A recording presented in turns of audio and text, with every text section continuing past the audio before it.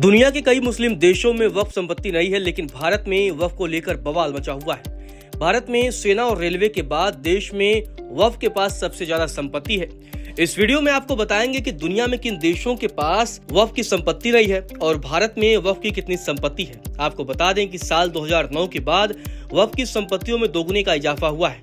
अल्पसंख्यक कल्याण मंत्रालय ने दिसंबर 2022 में लोकसभा में जानकारी दी थी, जिसके मुताबिक वक्फ बोर्ड के पास 8,65,644 अचल संपत्तियां हैं और लगभग 9.4 लाख एकड़ वक्फ की जमीनों की अनुमानित कीमत 1.2 लाख करोड़ रुपए है। चलिए अब आपको बताते हैं कि आखिर किन देशों के पास वक्फ बोर्ड नहीं है। आपको बता दें कि इनमें तुर्की, सीरिया, लीबिया, जॉर्डन, मिस्र, इराक, सूडान और ट्यूनीशिया शामिल है। भारत की अगर बात की जाए तो हर राज्य में एक वक्फ बोर्ड होता है जो वक्फ की संपत्तियों का नियंत्रण करता है। देश के 5 राज्यों में वक्फ के पास सबसे ज्यादा संपत्तियां हैं और ये राज्य हैं उत्तर प्रदेश, तेलंगाना, आंध्र प्रदेश, कर्नाटक और पश्चिम बंगाल।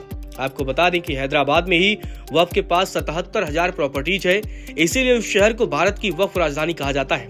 तेलंगाना और आंध्र प्रदेश में वक्फ के पास 1.2 लाख संपत्तियां हैं। तेलंगाना का वक्फ बोर्ड देश का सबसे अमीर वक्फ बोर्ड है। पहले नंबर पर उत्तर प्रदेश आता है, जहां उसके पास 1.5 लाख वक्फ की संपत्तियां हैं।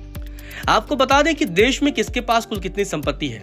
रेलवे के पास 33 लाख एकड़ जमीन है, सेना के पास 17 लाख एकड़ जमीन है। इसके बाद तीसरे नंबर पर वक्फ का स्थान आता है, जिसके पास 9.4 लाख एकड़ जमीन है। भारत में भले ही वक्फ बोर्ड हो, मगर यह एक हकीकत यह भी है कि तुर्की, लीबिया, मिस्र, Sudan, Lebanon, Syria, Jordan, Iraq और ट्यूनीशिया जैसे इस्लामिक देशों में वक्फ बोर्ड नहीं है। भारत एक ऐसा देश है जहां वक्फ बोर्ड बनाकर मुसलमानों को जमीनें दी गई। वह भी वक्फ अगर किसी जमीन पर दावा कर दे तो कोई व्यक्ति इसे किसी कोर्ट में चुनौती नहीं दे सकता था। ऐसे में प्रॉपर्टी गंवाना तय था। आपको बता दें, देश के पहले प्रधानमंत्री जवाहरलाल नेहरू की सरकार ने 1954 में वक्फ एक्ट बनाया था। वक्फ में मिलने वाली जमीन या संपत्ति की देखरेख के लिए कानूनी तौर पर एक संस्था बनी, जिसे वक्फ बोर्ड कहते हैं। 1947 में देश का बंटवारा हुआ तो काफी संख्या में मुस्लिम देश छोड़कर पाकिस्तान गए थे। वहीं पाकिस्तान से काफी सारे हिंदू लोग भारत आए थे। 1954 में संसद ने वक्फ एक्ट 1954 के नाम से कानून बनाया। इस तरह पाकिस्तान जाने वाले लोगों की जमीनों और संपत्तियों का मालिकाना हक इस कानून के जरिए वक्फ बोर्ड को दे दिया गया।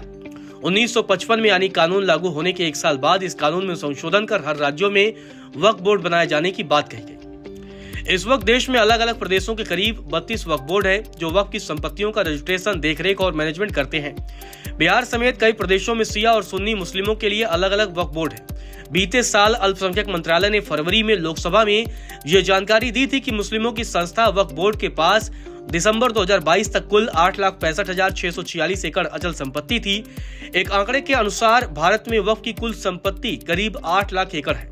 यह संपत्ति इतनी ज्यादा है कि सेना और रेलवे के बाद वक्फ के पास सबसे ज्यादा प्रॉपर्टी है।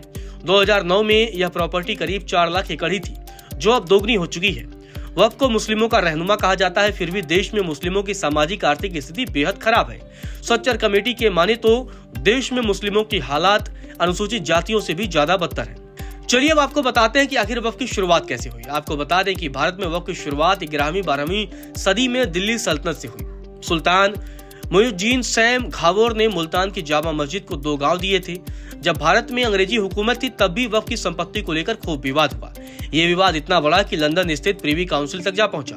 4 ब्रिटिश जजों ने वक्फ को अवैध करार दिया था, लेकिन उनके फैसले को तत्कालीन ब्रिटिश भारत की सरकार ने नहीं माना। मुसलमान वक्फ वैलिडेटिंग एक्ट 1913 के जरिए वक्फ को बचा लिया गया। मुस्लिम समुदाय या वक्फ बोर्ड के पास पर्याप्त प्रॉपर्टी है, उन्हें हिंदुओं से लेने की जरूरत नहीं है। सबसे जरूरी बात यह है कि मुस्लिमों की शिक्षा। सच्चर कमेटी कहती है कि आम आबादी के 70% बच्चों के मुकाबले केवल 59% मुस्लिम बच्चे की प्राइमरी एजुकेशन ले पाते हैं।